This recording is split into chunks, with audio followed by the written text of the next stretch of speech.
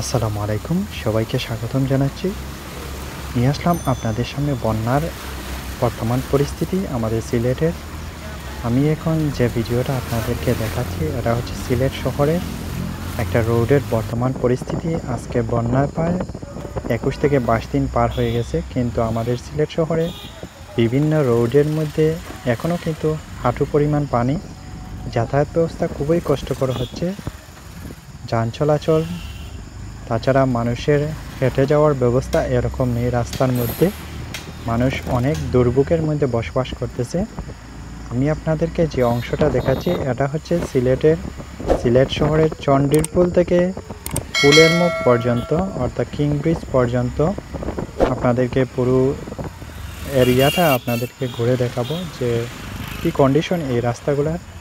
বর্তমানে যে অংশটা দেখতে পাচ্ছেন এটা হচ্ছে দক্ষিণ সুরমা সরকারি কলেজ, এর পাশাপাশি রয়েছে কুশিয়ারা হল। তো এদিকে শুরুতে কিন্তু বন্যা পরিস্থিতি খুবই ভয়াবহ ছিল, কোমর পর্যন্ত এই রোডের মধ্যে পানি ছিল, কিন্তু বর্তমানে একটু শিথিল হয়েছে। বর্তমানে এখনও অনেক জায়গার মধ্যে হাঁটু পানি রয়েছে। তো আপনাদেরকে পুরো রাস্তার পরিস্থিতিটা আপনাদেরকে দেখাবো। আপনারা অবশ্যই ভিডিওটি না টেনে পুরোটা দেখেন যে মানুষ কিভাবে যাতায়াত করতেছে, এই পরিস্থিতির মধ্যে আমরা কিভাবে সিলেটে বসবাস করতেছি। আর যারা আমার ভিডিওটি দেখছেন আপনারা ভিডিওটি সবার সাথে শেয়ার করে দিবেন। আর এই বন্যা পরিস্থিতি থেকে আমরা যাতে তাড়াতাড়ি সেরে উঠতে পারি, সবাই সিলেটবাসীর জন্য দোয়া করবেন।